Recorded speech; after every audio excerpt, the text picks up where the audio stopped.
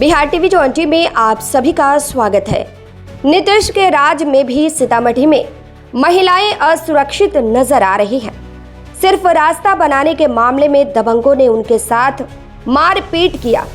इतना ही नहीं, जब उनकी बेटी मां को बचाने आई तो उसके साथ भी लोहे के रॉड से मारपीट किया गया।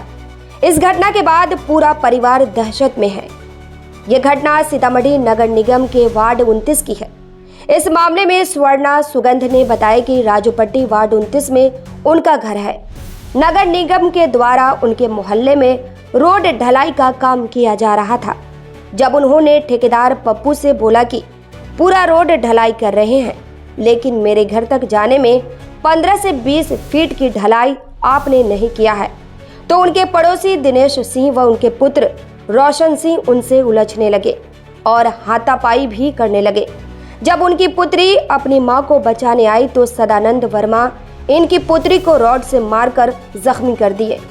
इस बीच स्वर्णा सुगंध ने 112 नंबर की पुलिस को फोन कर घटना स्थल पर बुलाया, जिसने सारे हालात को देखा। यह घटना 7 मई की है।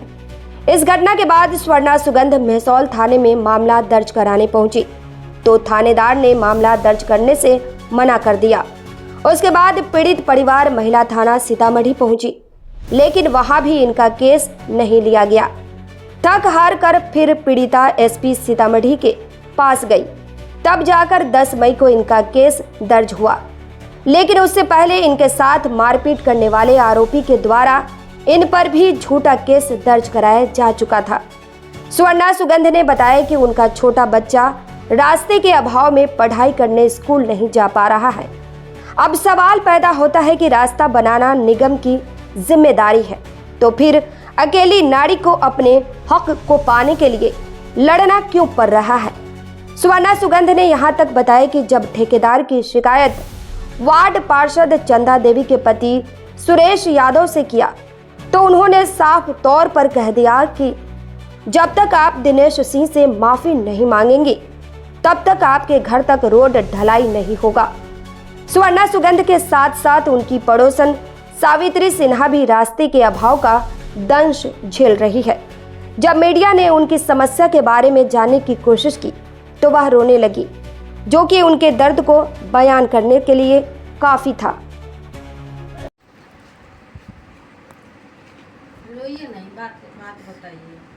आपका नाम क्या हुआ? इस मोहल्ले में कितने सालों से आप हैं? 90 से। वर्ष 1990 से हैं, और अभी तक आपके घर तक आने का रास्ता नहीं है। नहीं। इसके लिए आपने पहले कभी आवेदन कहीं दिया था? बहुत दिए हैं। ये कहाँ कहाँ आवेदन दिए?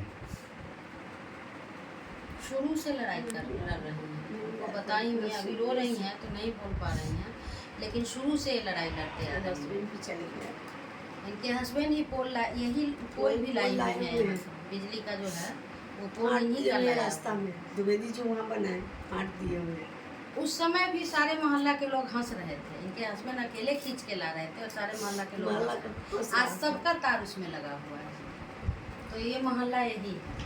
स्वर्णा सुगंध सीतामढ़ी की ही बेटी हम हैं। ये वार्ड नंबर कितना है? Ward number 29।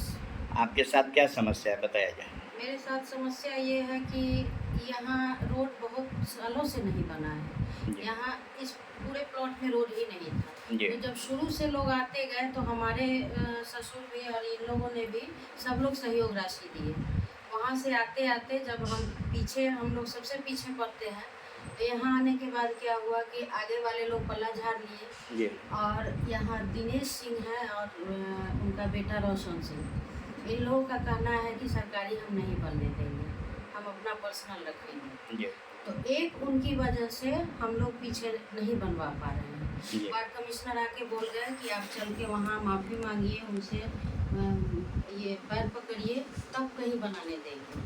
तो वो तो होगा नहीं, क्योंकि इसी रोड के लिए विशाल जी को जब कहने गए तो उस समय पप्पू जी से बात कर रहे थे हम कि आप ठेकेदार हैं, आप बना दीजिए।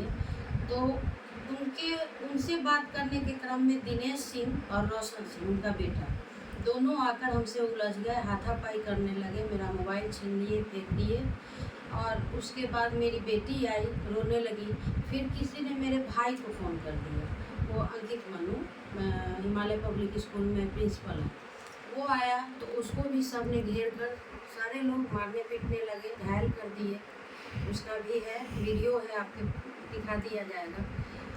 और उस मारपीट के बाद फिर पप्पू वर्मा है, उनका भाई बबलू जो किसी हाई स्कूल में टीचर है, सदानंद वर्मा, वो रॉड लिए हुए आया और मेरी बेटी को माथा पर और हाथ पर 2 बार मारा। और उसके बाद हम उससे पहले ही डीएम साहब को फ़ोन कर चुके थे, एसपी साहब को फ़ोन कर चुके थे, 112 को कॉल किए। तो सारा कांड होने के बाद 112 आई, तो उनके सामने सिर्फ हम, मेरी बेटी और मेरा भाई, हम 3 ही घायल थे। बाकी वो सब लोग चुस्त दुरुस्त जोर जोर से बोल रहे थे। 112 गवाह है, पूछ लिया जाएगा वहाँ, कोई बात। उस जब हम गए केस करने, मेरी बेटी को रॉड लगा था, तो वहाँ मेसोल ओपी गए 7 तारीख की घटना है, 7/5/25, 7 मई। मेरी बेटी गई, 112 ही लेके गए, वहाँ उसका बयान दर्ज हुआ 7 बजे। बयान पता नहीं कहाँ है, हमको नहीं पता है। हम 9 बजे गए तो सर बोले लेट हो गया, कल आइएगा। अगले दिन गए तो कुछ ठीक से नहीं लिखा हुआ था, सर बोले शाम को आराम से आइए, बहुत ये है, धूप है। शाम को हम गए तो सर का बोली बदल गया था।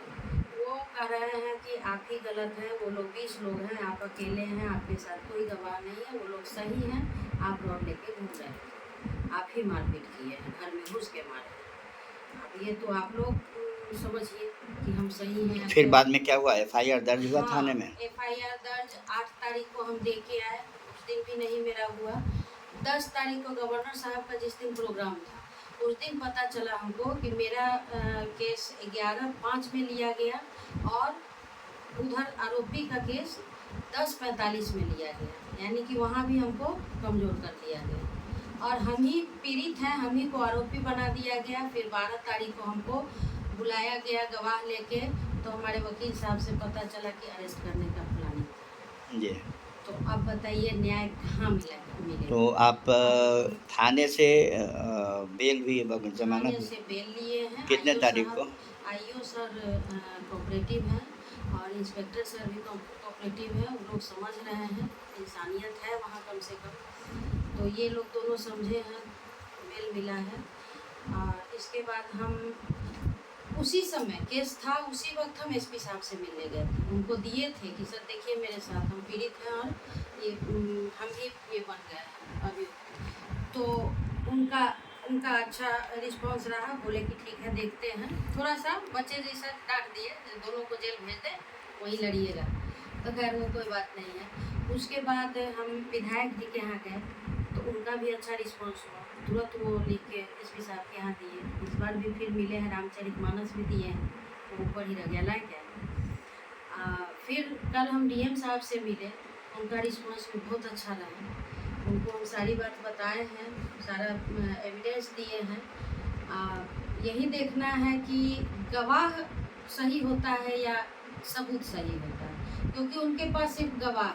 अब मान लिया 20 लोग मिलके अगर किसी को प्रताड़ित करे एक महिला को और वो महिला जाए थाना में, तो वो थाना कहे कि आप अकेली हैं, आप गलत हैं, और वो 20 लोग ही आके कहें कि नहीं हम लोग सब जानते हैं ये गलत है, ये महिला गलत है, तो महिला अभियुक्त हो जाएगी। ऐसा किसी महान पुरुष ने कहा है। अच्छा, बताया। आप ये बच्ची जब आपकी घायल हुई तो आपने किसी हॉस्पिटल में उसका ट्रीटमेंट करवाया? हाँ, सदर अस्पताल सीतामढ़ी। अच्छा। हमारे हस्बैंड लेकर गए थे। हाँ, तो वो 7 को ही ट्रीटमेंट हुआ था? 7 को ही हुआ है। और उसी समय बगल में हमारी बेटी फ़ोन की, बोली मम्मा देखो ना दिनेश जी, ये दिनेश अंकल, उस समय भी ख़राब नहीं बोली दिनेश अंकल भी पानी चढ़वा रहे हैं। हमें पता नहीं क्या चढ़वा रहे हैं, वो तो बहुत अच्छे से यहाँ बोल रहे थे। तो वही प्लानिंग था, हम नहीं समझ पाए। आप प्रशासन से क्या चाहता है?